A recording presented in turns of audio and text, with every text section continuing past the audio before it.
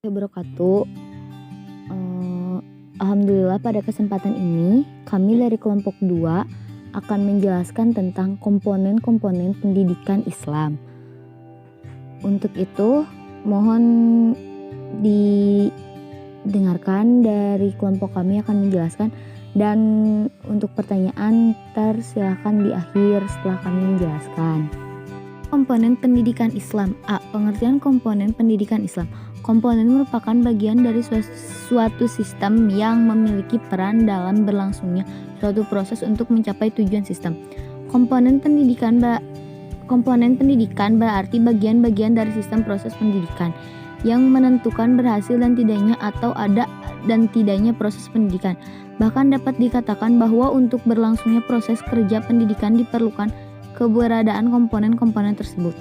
Pendidikan pada hakikatnya adalah interaksi komponen-komponen yang esensial dalam upaya mencapai tujuan pendidikan, perpaduan dengan antara keharmonisan dan keseimbangan, serta interaksi unsur-unsur esensial pendidikan pada operasional dipandang sebagai faktor yang sangat menentukan keberhasilan pendidikan. Pendidikan Islam menurut Komar Muhammad At-Taumi Asy-Syawani adalah proses mengubah tingkah laku individu pada kehidupan pribadi, masyarakat, dan alam sekitarnya dengan para pengajaran sebagai suatu aktivitas asasi dan sebagai proses di antara profesi-profesi asasi dalam masyarakat. Assalamualaikum warahmatullahi wabarakatuh.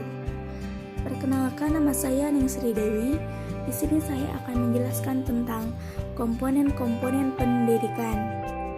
Nah, dalam ilmu pendidikan terdapat 9 komponen yang penting dan wajib ada, yaitu diantaranya 1. Pendidik. Pendidik yaitu sebagai subjek yang melaksanakan pendidikan Islam. Ini memiliki peranan yang sangat penting. Berhasil atau tidaknya proses pendidikan banyak ditentukan oleh mereka. Yang kedua yaitu peserta didik. Peserta didik dalam pendidikan Islam adalah individu yang sedang tumbuh dan berkembang, baik secara fisik, psikologis, sosial, dan religius. Peserta didik tidak hanya melibatkan anak-anak, tetapi juga orang dewasa.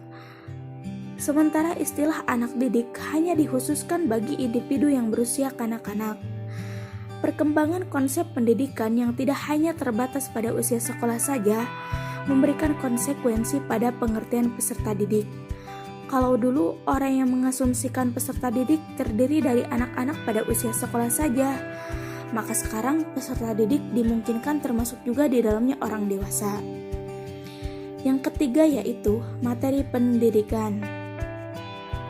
Materi pendidikan memiliki kaitan yang erat dengan tujuan pendidikan.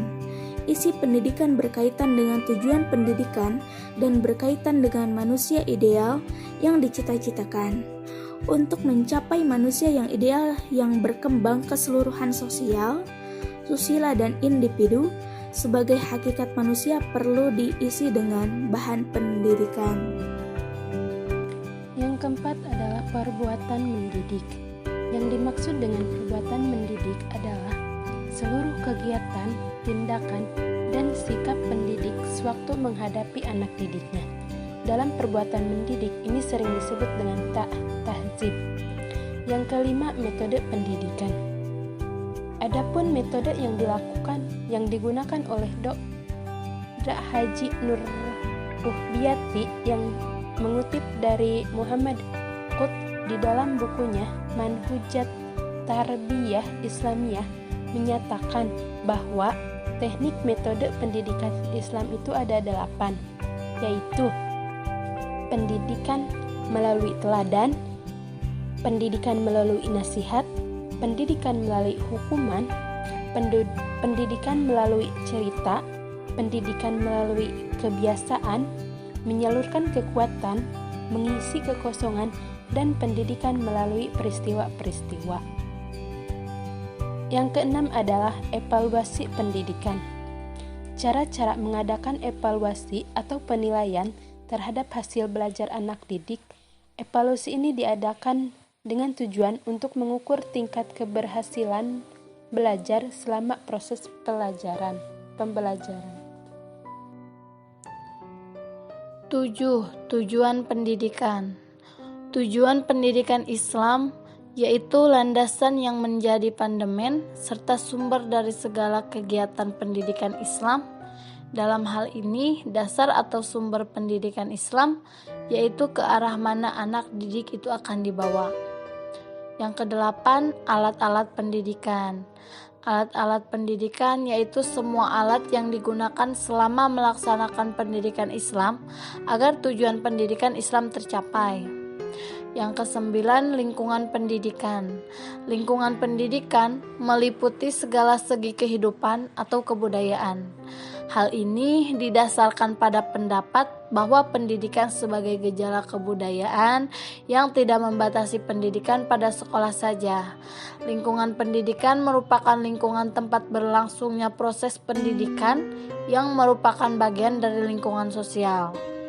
Lingkungan pendidikan dibagi menjadi 3, yakni yang pertama lingkungan keluarga, yang kedua lingkungan sekolah, dan yang ketiga lingkungan masyarakat. Yang ke-10, kurikulum pendidikan. Ciri-ciri umum kurikulum pendidikan Islam adalah 1. Agama dan akhlak merupakan tujuan utama. Segala yang diajarkan dan diamalkan harus berdasarkan pada Al-Quran dan As-Sunnah serta ijtihad para ulama. Yang kedua, mempertahankan pengembangan dan bimbingan terhadap semua aspek pribadi siswa dari segi intelektual, psikologi, sosial, dan spiritual. Yang ketiga, adanya keseimbangan antara kandungan kurikulum dan pengalaman serta kegiatan pengajaran.